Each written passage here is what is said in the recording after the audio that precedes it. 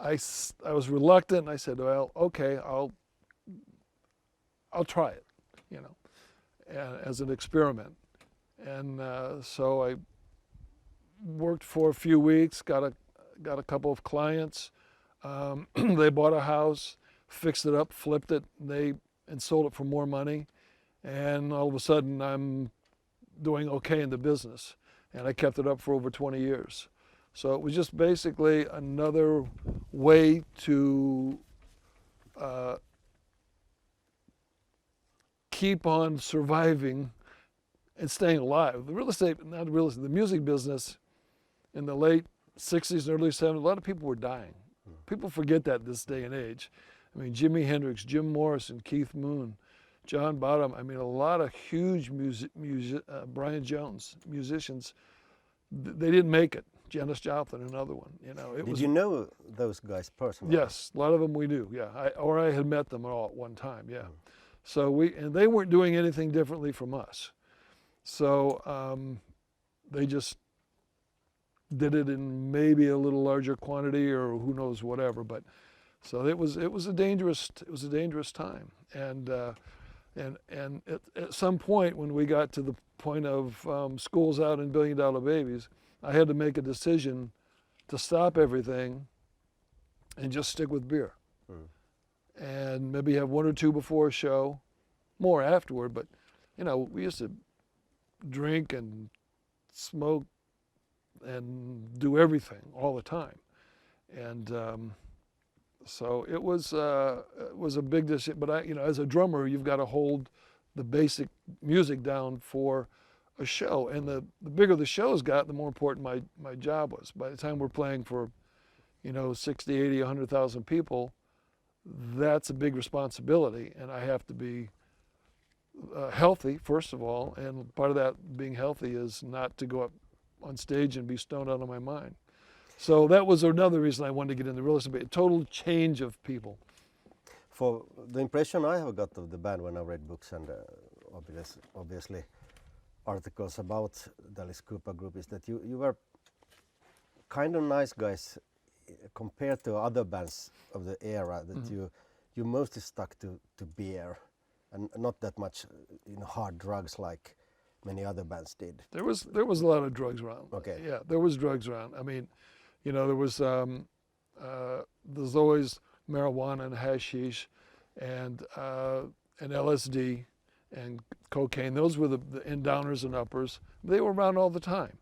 You know, Alice didn't partake as much as we did. Okay. I mean, unfortunately, his problems with alcohol and drug happened way after the band. And he's very lucky, you know, God bless him, that he was able to go through those terrible times in the early 80s, and he survived. But you know, there's a time when you have to make a decision.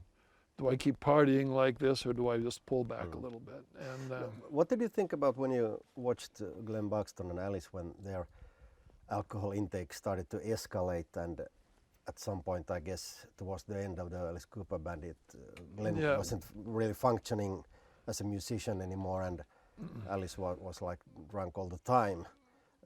Did you think they will solve the problems themselves, or how did you react to Glenn and Alice at the time?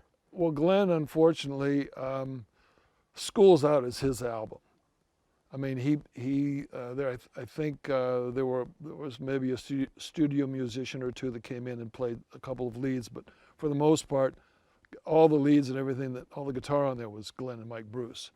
So by the time $1 Billion Baby came around, because now we're making a lot of money during Schools Out, and that's when I bought my first Rolls Royce. So it was a very good time, and so going into $1 Billion Babies, Glenn, unfortunately, all the ghosts and the terrible things of rock and roll were already he was being exposed to, and he wasn't able to produce anything on the $1 Billion Baby album, and then we had to bring another guitar player in for the tour, and a keyboard player, because Michael Bruce played keyboards as well.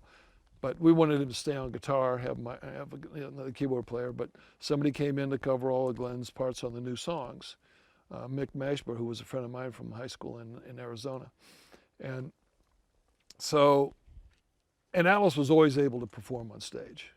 You know, even he would get a little bit drunk, but there was you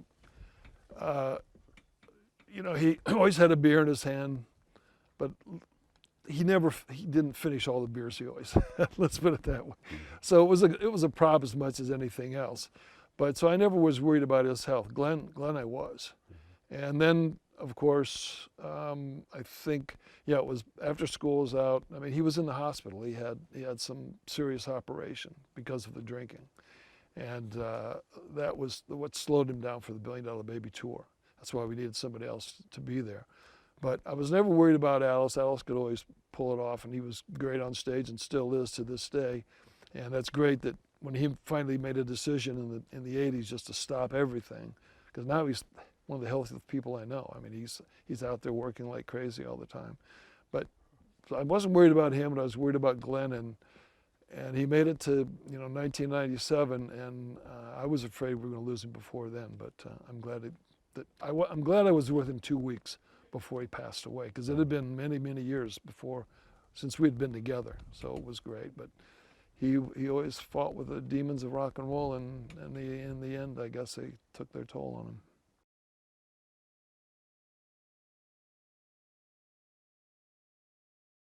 You know, the snake was my pet snake. That was my idea, and to put her on stage and put her to work. If you're on, yeah, there she is right there, Kachina. That was my pet snake, and she. I had her with us on the road anyway. And then we did "Love It to Death," and the song "Isn't My Body" was a perfect thing. It was almost like a stripper, "Isn't My Body" kind of a thing. And where did you get her? Somebody had put her on stage, and we played in Florida one time. And because I'm an animal lover and I know a lot about reptiles and animals, I said, nobody wanted to take her, and I was kind of looking for a pet to take on the road. You can't take a cat or a dog on the road. So snake was a perfect thing. I just put her in a bag and carry her right on the plane with me in those days. So somebody put it on stage, and you took the snake. Yeah, put her on stage, and whatever. But and I named her Kachina after the Native Americans have special dolls for different ceremonials, and so that's what I called her.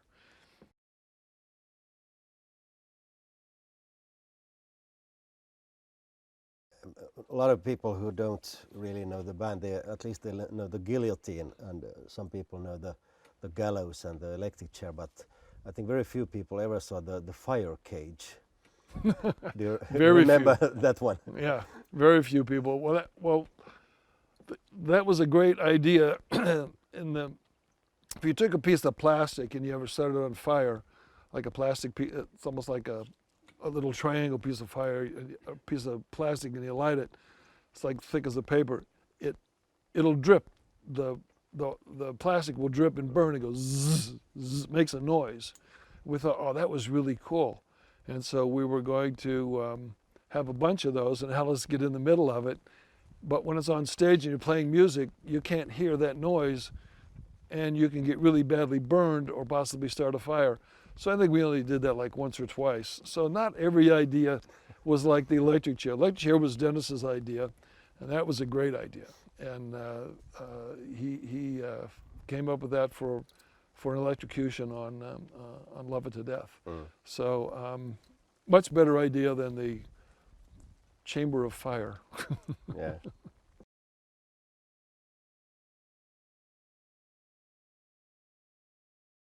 I need to show you something. When the other kids were building cars and stuff, when I was a kid, I did things like this. I found it in our summer place. I like it. And if that was a real blade, you could cut a cigar with that. That would be a cool cigar cutter. I like it. I used to make little men of clay, like the Play-Doh, which were hollow, put some red water inside of them and put a firecracker and light it up. Put See? in the guillotine. And could you do, if you were a fan of the Rolling Stones, could you do that? No. But as Alice Cooper, yes, you could do that, and it's great. I love it. That's terrific. I love that. All right, thank you, Neal. All right, you're very welcome. Thank you. I still want to do an original band album with Bob Ezrin one day, but we'll see what happens.